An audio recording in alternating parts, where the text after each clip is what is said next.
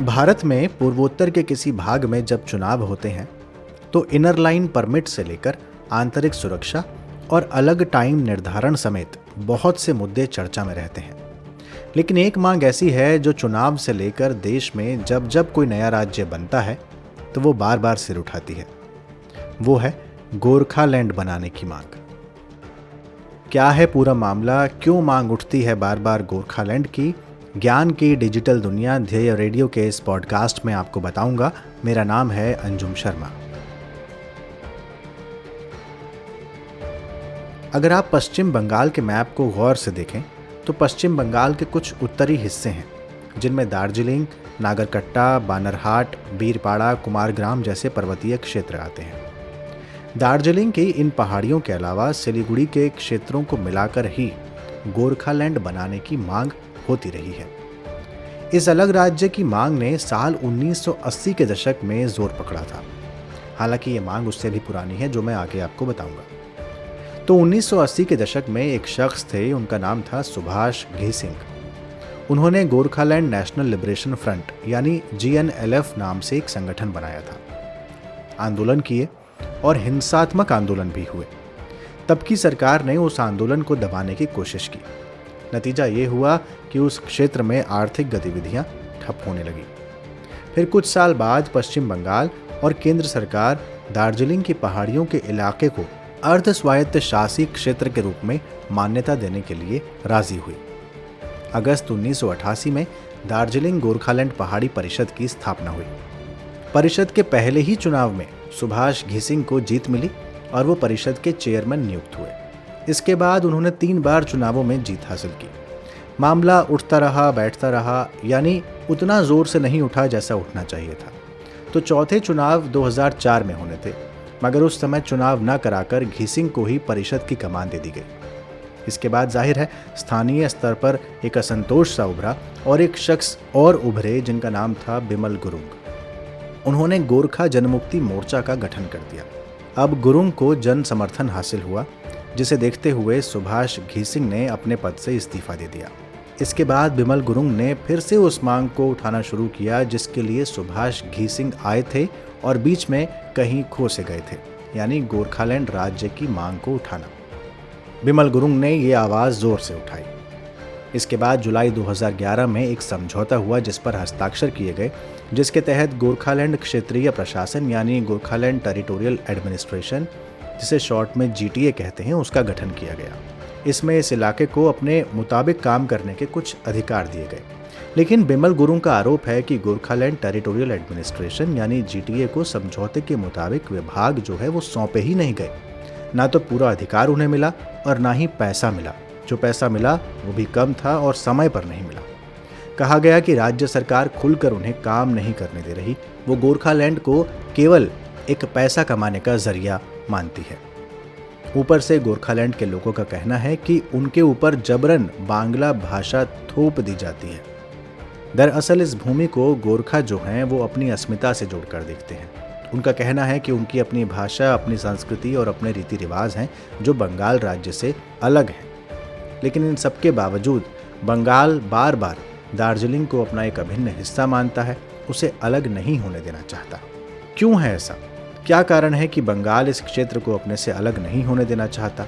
जानिए ध्येय IAS में अंतर्राष्ट्रीय संबंध और आंतरिक सुरक्षा के अध्यापक विवेक ओझा से।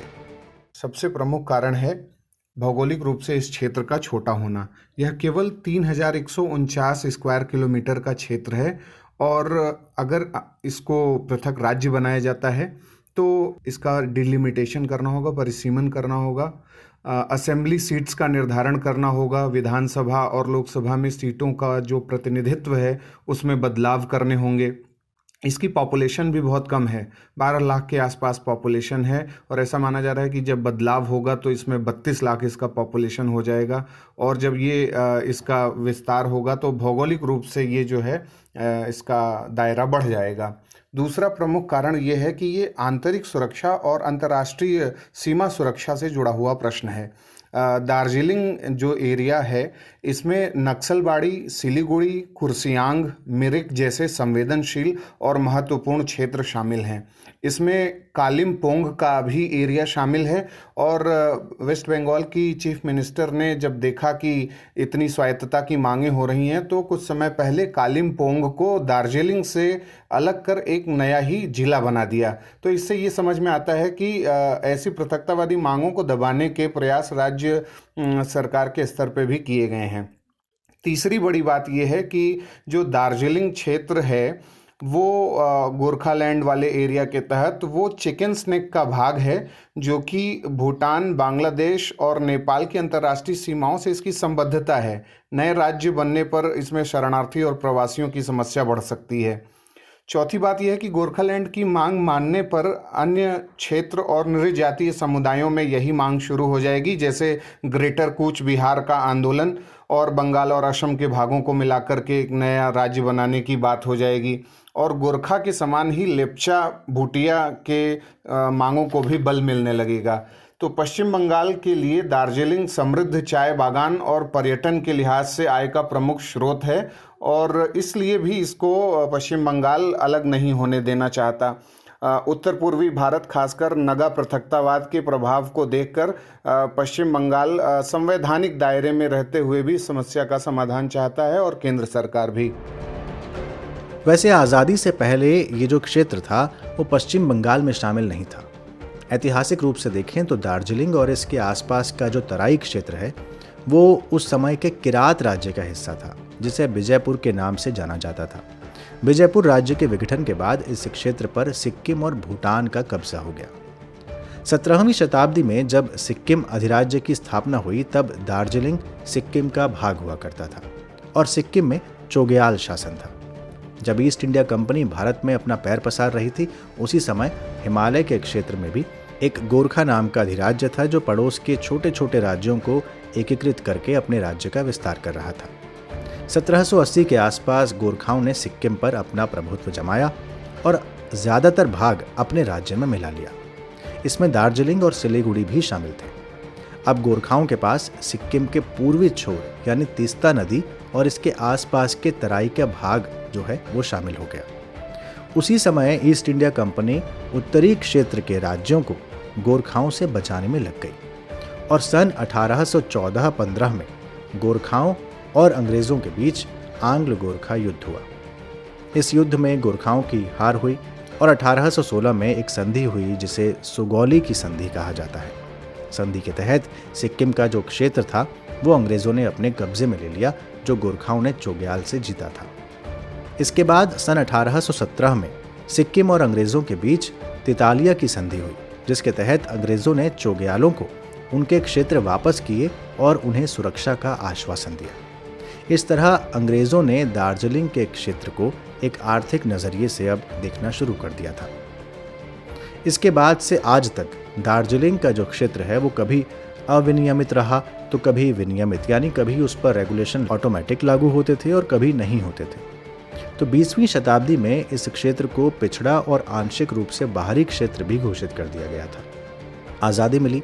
आज़ादी के बाद 1954 में एक कानून पास किया गया, द ऑब्जर्व्ड एरियाज एक्ट 1954, जिसके तहत दार्जिलिंग और इसके साथ वाले क्षेत्रों को पश्चिम बंगाल में मिला दिया गया। अखिल भारतीय गोरखा लीग ने साल 1955 में इसकी मुखालफत की और तत्कालीन प्रधानमंत्री जवाहरलाल नेहरू को एक ज्ञापन सौंपकर बंगाल से अलग होने की मांग उठाई।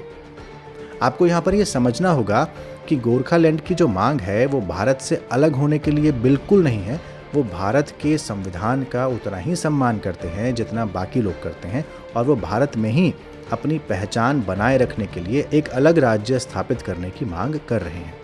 तो इस तरह गोरखालैंड की मांग उठी और वो अपनी पहचान को बाहरी लोगों से सुरक्षित रखने के लिए ही शुरू से उठाई जा रही है। इस पॉडकास्ट का अंत मैं फील्ड मार्शल सैम मानेकशॉ के उस कोट से करना चाहूँगा जो उन्होंने गोरखाओं के लिए एक मर्तबा कहा था कि अगर कोई व्यक्ति आपसे कहता है कि उसे कभी डर नहीं लगता तो समझिए या तो वो झूठा है या फिर गोरखा।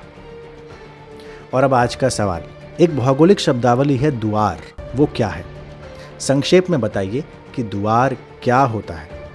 आज ही के पॉडकास्ट से जुड़ा है। अपने उत्तर हमें कमेंट बॉक्स में बताइए। नहीं पता तो सर्च कीजिए या एनसीईआरटी उठाइए। तो ये था आज का ध्येय पॉडकास्ट। इस तरह के और भी पॉडकास्ट सुनने के लिए सब्सक्राइब कीजिए ध्येय IAS की यूट्यूब चैनल को और नोटिफिकेशन बेल को ऑन रखना ना भूलें।